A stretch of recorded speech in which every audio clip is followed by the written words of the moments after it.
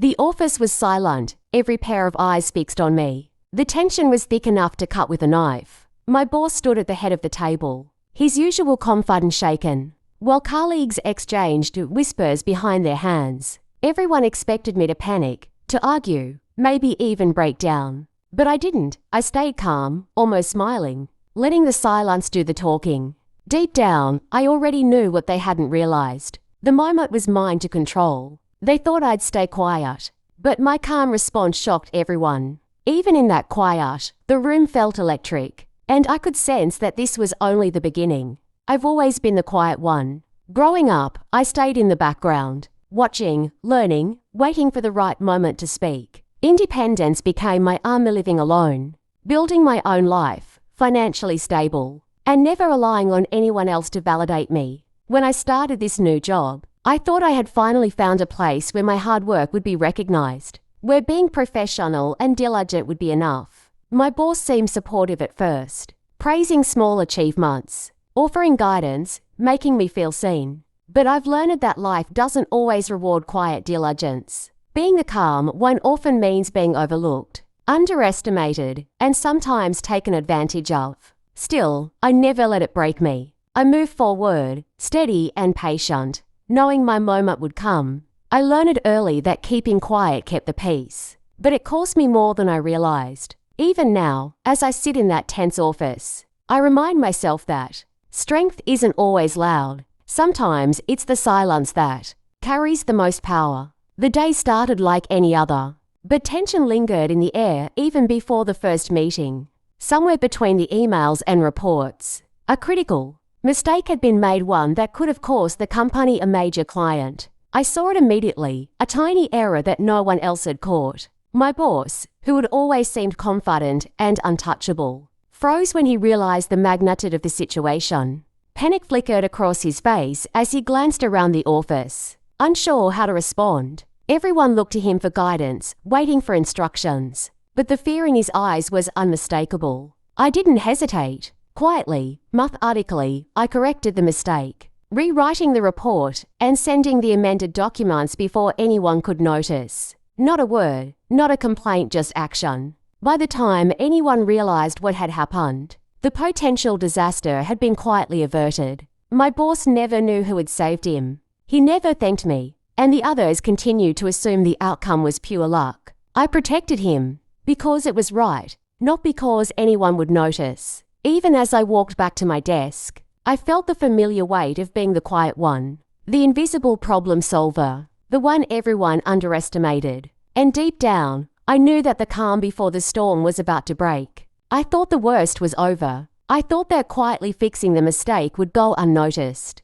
that the truth would stay hidden, and that maybe, just maybe, my calm actions would earn some recognition. But I was wrong. HR called me into a small conference room, the door closing behind me with an echo that made my heart sink. My boss sat there, silent, his usual confidence nowhere to be seen. He didn't speak, didn't defend me, didn't even glance in my direction. Instead, the weight of expectation fell entirely on me. Questions were asked, accusations made, and it became clear I was being blamed for the very mistake I had fixed. Shock coursed through me as I listened to words I never expected to hear. The colleagues I thought I could trust avoided eye contact. My calm demeanor didn't matter. My patience didn't matter. All that mattered was that someone needed to take the fall, and it was me. Then came the final blow, my termination notice. In that instant, the humiliation of being accused for something I hadn't done, of being discarded despite saving the company, hit me like a punch to the chest. The one whose mistake I hid was the one who destroyed me. I left the room, my mind racing, but my face remained calm. Inside, a fire had been lit, one that no silence could contain. I walked back to my desk, the termination notice heavy in my hand, but my expression remained calm. No shouting, no dramatic gestures, nothing to give them the satisfaction of seeing me break. Inside, though, a storm was raging. Anger, frustration, and disbelief collided with every heartbeat. How could the very person I had protected turn on me so easily? Questions gnawed at me. Had I done the wrong thing by staying quiet? Should I have spoken up sooner? But deep down, I knew the truth. I had acted with integrity. even when it went unnoticed, even when it cost me dearly. While they thought I was defeated, I was already analyzing the room, every interaction, every weakness I had noticed over the months. The calm they saw was only the surface. Beneath it, strategy was forming, a plan that no one could anticipate. I stayed quiet, but inside, I was already plotting my move. That quiet simmering was my power. Patience wasn't submission, it was preparation. And the day would come when the scales would finally tip in my favor. I began observing everything more carefully than ever before. My boss's subtle hesitations, the way colleagues avoided eye contact, the tiny signs of stress that had gone unnoticed before they all painted a picture of how fragile their confidence really was. I realized that losing my job didn't mean losing control. It meant I had the opportunity to act with precision. Instead of reacting impulsively, I chose calm. Every move would be deliberate, every word measured. I revisited emails, files, and reports I had quietly saved over the past months.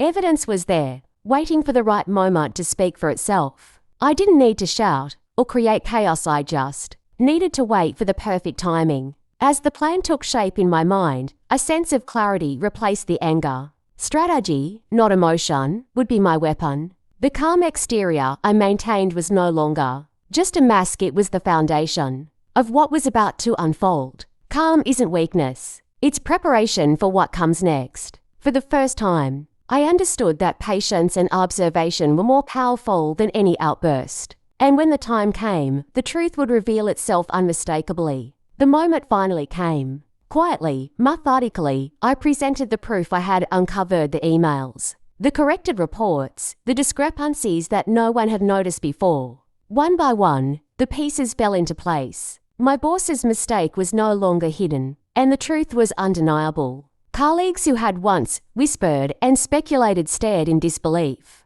Their shock was palpable. They hadn't expected this turn of events. The room, which had felt so tense and uncertain for months, shifted in energy. The very people who had doubted me now realized the full scope of what had happened. My boss, who had seemed untouchable, could only fumble for words, his silence finally matching the chaos I had quietly anticipated. For the first time, the balance of power had tipped, not through anger, not through shouting, but through careful observation and decisive action. They expected chaos. Instead, I let the truth speak for me. The office dynamics had changed irreversibly. I didn't need to fight. I didn't need to yell. Calm and strategy had done what confrontation never could. And in that silence, I felt the satisfaction of justice quietly served. I gathered my things quietly, taking one last look around the office. There were no dramatic exits, no angry words, no tears to be seen. I walked away on my own terms, each step steady and deliberate.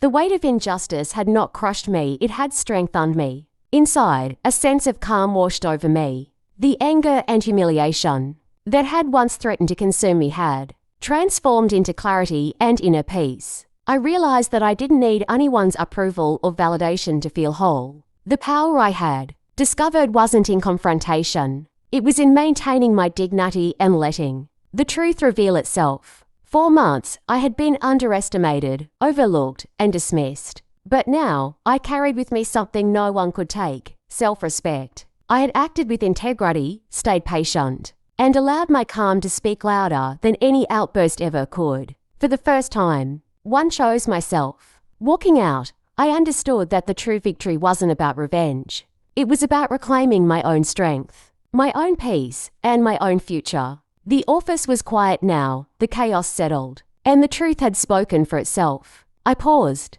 taking a deep breath, letting the moment sink in. This was more than just a story, it was a test of patience, strength, and integrity. If you were in my place, would you stay silent or speak up? Soft music plays as the question lingers, giving you a moment to reflect. Your choice matters, and your voice counts. Share your thoughts in the comments. Every opinion unlocks new insights, and every story deserves to be heard.